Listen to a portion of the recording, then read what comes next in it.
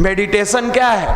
लोग सोचता है कि ध्यान करेंगे तो हम बाहर के चीजों को देखेंगे। ध्यान में बाहर की चीज नहीं दिखाई देती है, हमारे अंदर की चीजें दिखाई देती है। हमारी अंदर में क्या अच्छाइयाँ है, क्या बुराइयां हैं, ये सारी चीज दिखने लगती है। और जिस मनुष्य को अंदर देखने की आदत पड़ जाएगी ना, वो बाहर में कभी किसी का शिकवा शिकायत नहीं करेगा।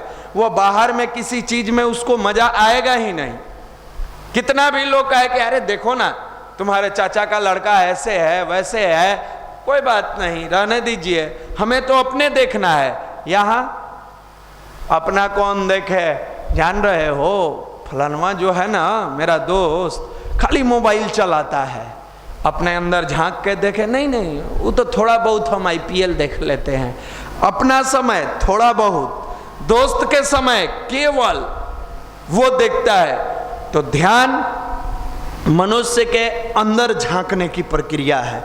और ये 9 दिन का नवरात्र जो होता है, इसकी जो एनर्जी होती है, ऊर्जा होती है, खास करके अगर विद्यार्थी जीवन में, यहाँ समस्या एक और है कि 9 दिन एकदम जम के फास्टिंग करेगा, जिह्वा को लाठी से मार के रखेगा और 9वां दिन इंतजार में रहता है अब तो परमिशन मिलने वाला है ग्रीन कार्ड वाला, गर्दा उड़ा देना है। नहीं, आप जो ये 9 दिन साधे हैं, धीरे धीरे धीरे धीरे धीरे धीरे इसी को अपने जीवन में, इसका मतलब ये नहीं कह रहे हैं कि पूरी जिंदगी आप फलाहार पर हैं, लेकिन इसमें बहुत सारे ऐसे भाई हैं जो बाहर के चीजों को, जंक फूड को लगातार सेवन करते रहते थे, न चाहते हुए भी। रोड का समोसा, बर्गर, पिज्जा, चाउमीन, ये कंटिन्यूअस रोज उनकी आदत में शामिल हो गया था। इस बहाने आप धीरे धीरे कंट्रोल कर सकते हैं कि अरे भाई 9 दिन नहीं खाएं, क्या फर्क पड़ा? कुछ नहीं पड़ा, कोई असर नहीं हुआ, 9 दिन नहीं हुआ, कोई बात नहीं, आगे से हम इसको बेहतर बनाएंगे। पहला। दूसरा,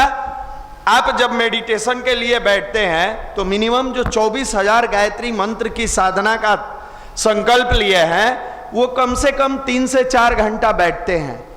आपका जैसे नवरात्र समाप्त होगा, ये बैठने वाली आदत आप सेल्फ स्टडी पर ले जाके जोड़ देना। ये प्रैक्टिस कराया जाता है आपको इसलिए कि आप जिस कार्य के लिए आए हैं वहां बैठिए। अभी पूरी भाव से, इस भाव से बैठते हैं नवरात्र में कि हम साधना कर रहे हैं। कल के डेट में जैसे ही नवरात्र समाप्त होगी, अपने मन में ये ठान लीजिएगा कि हम जो पढ़ाई भी करते हैं, ये पढ़ाई हमारी साधना है। और सेम समय में सेल्फ स्टडी, जब आप अपने टेबल पर बैठिए, इसी भाव से, इसी उमंग से, इसी ऊर्जा से, इसी जोश से कि एकदम साक्षात हम सरस्वती की आराधना कर रहे हैं, और अपने सब्जेक्ट पर समय दीजिए।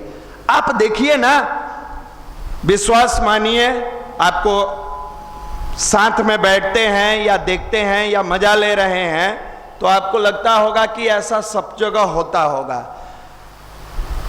पूरे देश की, हम विश्व तो घूमे नहीं है, हालांकि विश्व में इस तरह का होगा कि नहीं भगवान मालिक है, लेकिन पूरे देश में हम दावे के साथ कहते हैं कि गायत्री शक्तिपीठ पटना, जहां हम सब आप बैठे हैं, पहला एक ऐसा शक्तिपीठ होगा, जनजागरण का केंद्र होगा, जहां पर एक साथ सैकड़ों हजारों युवा दोनों नवरात्र साधना में भाग लेते हैं। ये भगवान की असीम कृपा है, ये ईश्वर की असीम कृपा है।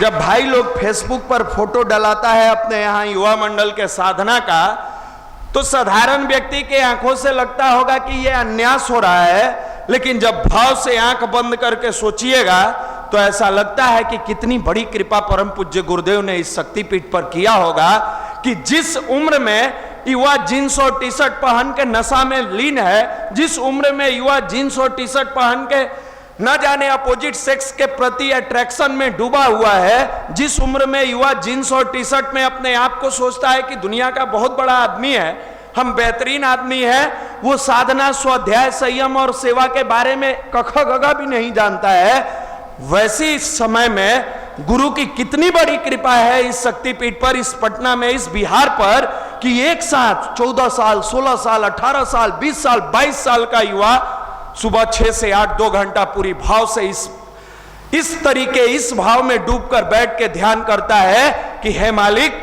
मेरे आंखों में ऐसी रसाई देना, मैं जब जब आईना देखूं बस तू ही तू दिखाई देना।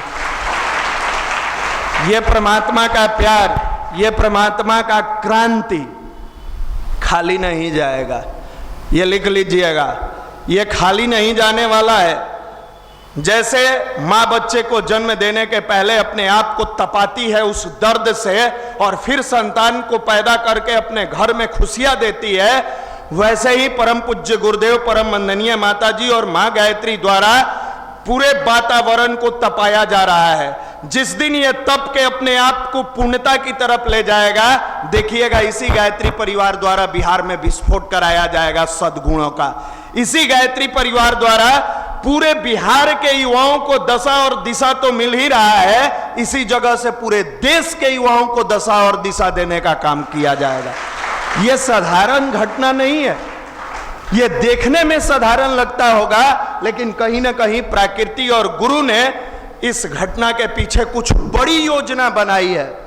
अब इसमें जो समझदार होंगे इस योजना का भागीदार बनेंगे, जो बेवकूफ होंगे, जैसे सत्ता के परिवर्तन में लोग पार्टी बदलते रहते हैं, वो भी अपना पार्टी बदलते रहेंगे।